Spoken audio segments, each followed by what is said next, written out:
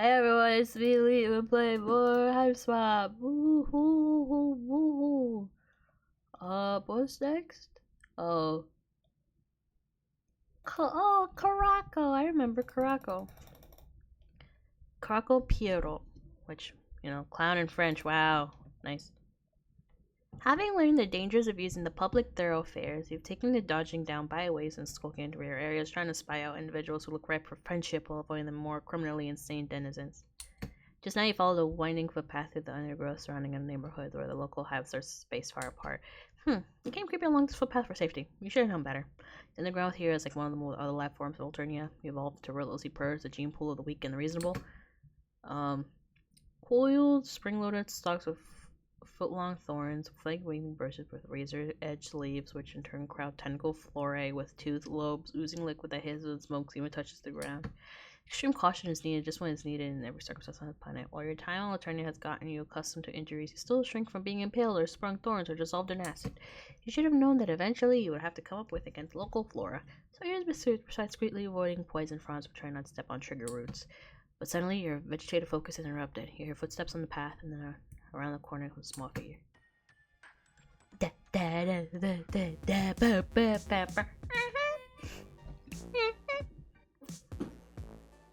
Its face and horns are painted with smudged black and white marks. Despite the diminutive physique, he has the most impressive horns that you've seen on any troll.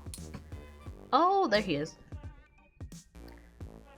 And the small figure sees you two and is too startled and trips a foot, impaling its horns in an overhanging tree branch sitting there, just his small legs pump pebbles into the air. Honk! Wait, honk!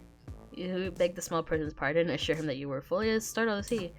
You go on to explain that you are not dangerous, but even if you were, you would not want to come check with a small person with horns of that size. Honk! Yes, you'll be happy to help him as long as he promises not to attack you with the many-bladed weapons stuffed in his belt, or with a dozen cans of inexpensive soft drink held with bandolers cutting his set. Let me guess, they're Fago. It strikes you suddenly that a neighborly gesture would like helping someone with horns stuck in a tree branch and scarcely fail to kindle that light of friendship. You dare to hope that this will be the case. Edging forward, you get close enough to see that around the dog tag or ID necklace, you tilt your head and crane your neck to read the writing on it. Caraco Piero. If lost, called Branya Ursama. Oh, Branya. Clearly won't make sense. This Caraco Piero must have been one of Branya's reject regulars who have grown childhood under her tender care and gone into the world to seek his fortune. That would account for his small size, short legs, and small stature relative to his horns. You eagerly pull out your palm husk happy for an excuse to pest your old friend, but you got no zero signal out here. You wonder if the surrounding vegetation eats palm husk signals. It doesn't look like you do everything off. You really slip out your palm husk back in your pocket. Honk! You apologize for the delay. Explain that you were surprised to find that you appear to have acquaintance in common, who you hope we'll have time to discuss later. For now, you're ready, willing, and hopefully able to help him down. You hope he won't be offended if you sit behind him first. And it's not just that you object to bladed weapons, stuff like that, but you feel like the ones who's wearing Karoo and you look bearing to your toes, however unintentionally. You edge past the weapons, being careful so not to touch the spring thorns bringing at the edge of the path or the trigger roots. Once you're behind Caraco, you grasp your horns firmly. You grasp them drawing them from the tree branch and allow them to drop lightly to the ground.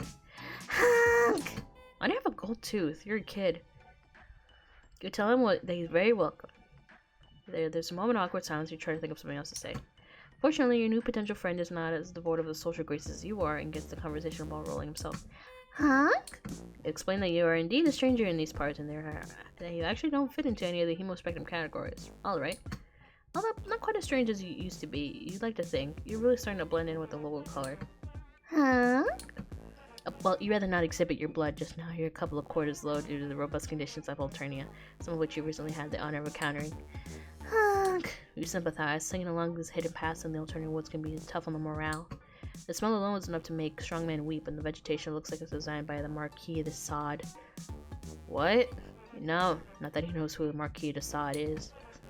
You can't help but feel like it would be much better if only you had a skull buddy. You can continue. How wonderful to be to travel these dusky lands in a kindred spirit, a twin soul, a fellow traveler, and an intimate crony. You're such an expert on friend synonyms by now. Honk! No, you haven't met anyone like that either, but you certainly would like to. Your new friend is obviously thinking serious about this issue, so you back off, give him space, pretend to be deeply immersed in studying one of the razor-sharp leaves on some of the writhing bushes beside the path. Won't force yourself on others or try to unduly influence their friendship decisions. Okay, well, maybe you force yourself on others in the past and try to influence their friendship decisions. Maybe you're done this a lot, but you're recently evolved as a person. You now know that friendship is something that has to come authentically within. Friendship is spontaneous. Real friendship sprouts naturally from the soil of mutual respect. You're the best friendship grow and ripen over years and not rushed or forced. Of course, you only know this small person for about 5 minutes and you have to start ripening something. You're reflecting this on the theme of friendship when you hear lots pour suddenly from the sky above you. It's a crackling, sizzling sound like a chitinous thing that has too many legs struggling in a hot pan. Croco jumps so violently that he nearly gets his horn stuck in a tree again. Looking up, you see a floating metal object, big control-like, but huge faceless metal with numerous sets of lightning bolt-shaped horns coming out of the head and neck. It's also now very sparkling conversationalist. Everybody's in a flat, echoing blare. Elaborates further. Honk!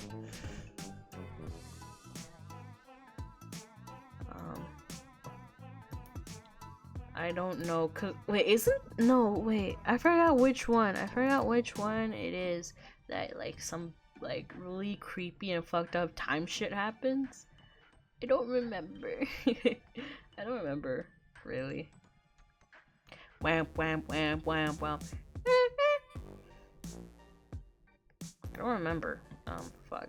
I don't know. Where? No.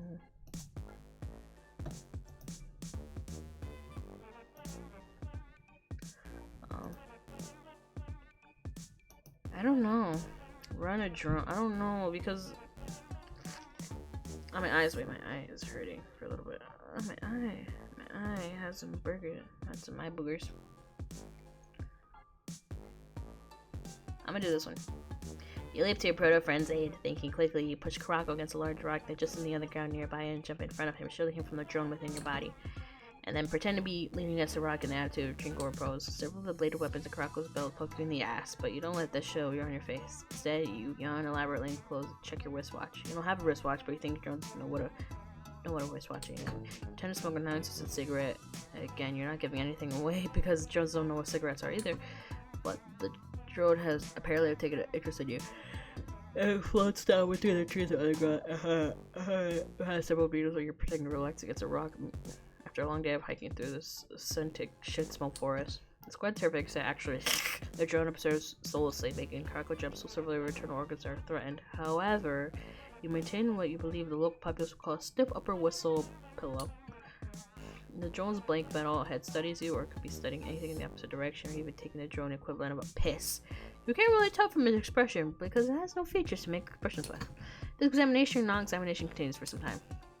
Oh god, this is a lot of words. But the potential finds the hand of review after wildlife and including your inanimate object dynamic accountable just for its begins the drone floats over again getting spilled until it wedges off against where to find another hapless non-standard instance to euthanize. When it's gone, you stand away from the rock and rub several sore places that have been pierced by bladed weapons. You turn to Karako to comment on the recent forever to stop when you look. He is directing at you a warm and admiring look, an affectionate and steaming look, a look of friendship. Your first impulse is to throw your arms around him, lean in, but your second thought, remembering his penis arsenal, is to put out your hand for a warm handshake. Victory is so close. Before you can seal the deal in this sweet friendship transaction, you hear disturbance further down the path. God, can't the narrative chill for one single moment, especially a moment where you're about to consummate a beautiful friendship? You turn to look, the footsteps several foot, and then get near and turn them back 3 figures. 3 figures wearing swimming outfits, lots of gold jewelry, and inconstant succulent expressions. 3 figures with gills on their necks, and so I can't tell if it's fuchsia or the violet. I can't tell. Oh man, is it possible you finally happen upon a group of the legendary Sea Dwellers?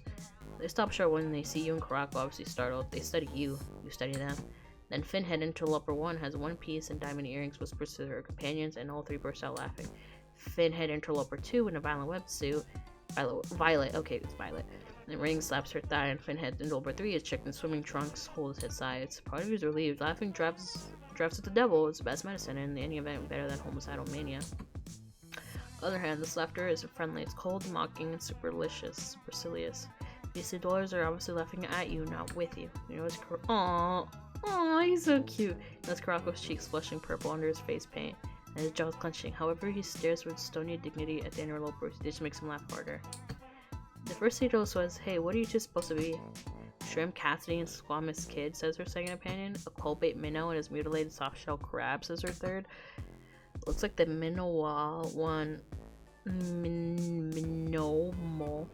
One went down on the clown, causing a spurt like the other one. The $2 after is redoubled. You continue expressionless at these insults, but to your dismay, Krako's face is taking on a harsh, glowering look. You guess that such a tiny dude is probably been victimized by bullies his whole life, and as you happen to know, there are no bullies like alternative bullies. Honk!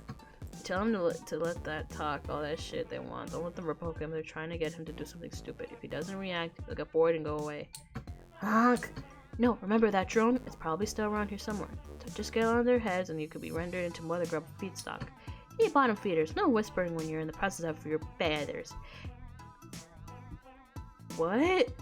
And you little boy. Put a respectful expression on your recognition surface. Be more like a friend, the slender manatee over there. In fact, why is Tori so poor? What the fuck? What the fuck? There's so many big words. Why is Tori still porpoindicular? In the presence of $2, you should be bowed at the right angles. Anglers. First, $2 seems to have infinity for cheesy ocean puns. You bow to the $2. You have your dignity, but you also not like to get killed. Aw, he angy. Aw, Karako angy. Karako remains stubbornly upright, his face getting angrier purpler by the moment. The blade of weapons in his belt jingle from his enraged trembling. Oh, see the little clownfish, he's getting angry. He's getting angry. Looks like he's gonna shit his pants. What did I tell you about your face, boy? Didn't your Lucy teach you anything? I didn't tell you even have a Lucis. The self-respecting Lucis would never let a shrimp like that out of the hive. Unless his Lucis just looks effective. Lucis cracks are too much for Karako. When you're his warning, he suddenly leaps snarling at the air, trying blade weapons at his belt. Your trainer hurls down at $2. Hack! Oh, it's moving. Holy shit. Hack! Hack! Grab him by the coat. Okay. Okay, how am I supposed to confront this? I don't know if this is good or bad. I have no idea. So we're just gonna guess here.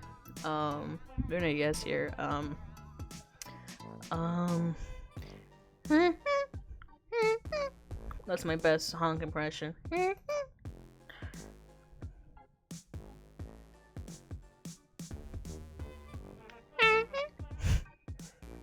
Oh, I have to save. You saved. Yes. Lead into the Friendsim conference support. Grab him out of the coattails, try to keep him from burning. Let's do this one, I guess. I don't know which is the right one. You leap into the fray, you lend comfort and support. You would have consoled Crocodile, turn the other cheek, and keep turning cheek after cheek up till those $2 got fed up and went away. But now it's not things that heated up. You're not about to let down the side. Crocodile crashes as $2 bladed whir like a blender. You scramble close behind him and kick someone in the shin. It hurts your foot, but doesn't seem to have any other effect. These cylinders are made of tough stuff or extremely flimsy. Signs have recently pointed to the latter. Your next sortie is more effective, however. Thinking quickly, you pick up a rock and throw it at the trigger root of the spring thorn growing apart where the violet buds are enduring Hurricane Clown. A coil stalk springs out, impelling the dude with a dozen foot thorns. He's thrown off balance and violet blood begins to pour copiously down his body. That's a hue you haven't seen before. Kinda pretty. But these $2 are made of tough stuff. He yanks at the spring thorn stuck away from him, pulling the thorns out things into the woods. Then he takes a pocket handkerchief and starts putting his injuries down. Meanwhile, Karako's blade weapons have not been idle, and the other two swords are luckily leaking violet blood. But these bastards are hard to kill. You remember Polypo telling you that. As you watch, one of them grabs by the blade before Karako's hand bursts. Oh, we chose the wrong one. Okay, I think we chose the wrong question if a knife is in Karako's stomach. Aw, baby. This unsurprisingly is distracting for a poor little clown, allowing two of the finny sons of bitches to grab handfuls of bladed weapons from his belt and bury them in various parts of his body, delivering harmless kicks and curses. Oh, I don't think this was good. Yeah, it's kind of fucked up where you just let a kid die. Oh shit, we just killed a kid.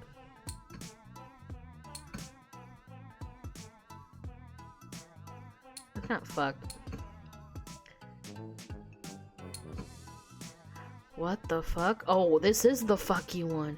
It widens until you see that in the cave, a carousel of wooden horses mounted on brass poles rotates the horses plunging in up and down in time with carnival music played of mechanical origin. Riding in this horse is a story, but big is valuable. What the fuck? In the darkness above the carousel. Alright, this is. Oh god, this is. Alright. They just tie our dead bodies to the horses of the carousel. Oh fuck. This is kind of fucked up. He went last female. Reverse honk. Oh god, this is fucked up. This is really fucked up. This is really fucked up. You are, for all intents and purposes, a virtual non-entity, a bland point of view vector, a neutral second-person narrator barely coming in from the picture, a retiring entity expressing only a simple one-dimensional desire for friendship, but just about now you feel like how things have gone pretty far, and just about now you feel like you've done enough of arrogant high blood, enough in fact of short wavelength hemotypes carelessly and without compunction, killing and maiming, exploiting those of longer wavelengths, survival of the fittest regime, that can survival of the most violent psychopaths. Is this a moral universe or is it not? You ask yourself, are repulsive cruelty and sickening evil punished in this universe or are they not? Does an ethical force operate in this universe or does it not? You do not know the answer to these questions, but you do know one thing. You intend to depart for once through your part-time persona. You intend to punish repulsive cruelty and sickening evil comes with your ability to do so. You intend to create an ethical force field in your local region. You intend to exert some moral credit where possible it can. You take on the aspect of Clown Sarker. What the fuck? Oh wait, did we just bomb them? It's like we killed our friend. You killed our friend. You bitch. We killed him. We revenge.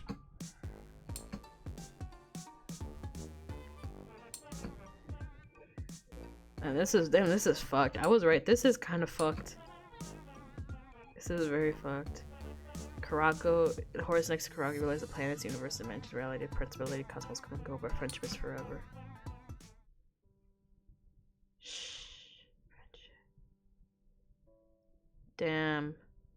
This is really fucked. That was really fucked. That is really fucked. What the fuck?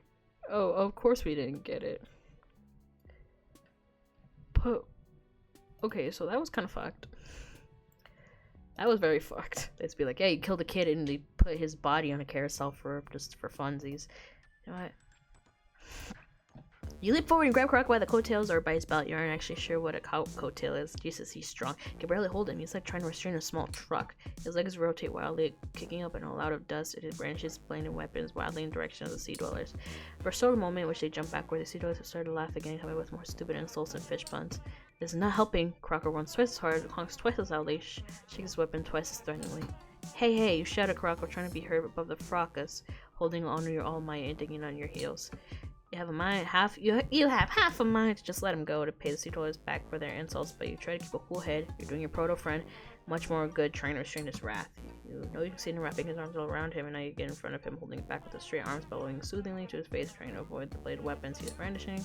But it's not working. You can see from the contorted fruit of the bare teeth that distended drops of smoke coming out of the blazing eyes that Karako's getting more and more enraged, and suddenly his rage seems to reach a kindling point. His body vibrates violently, his eyes grow huge and round.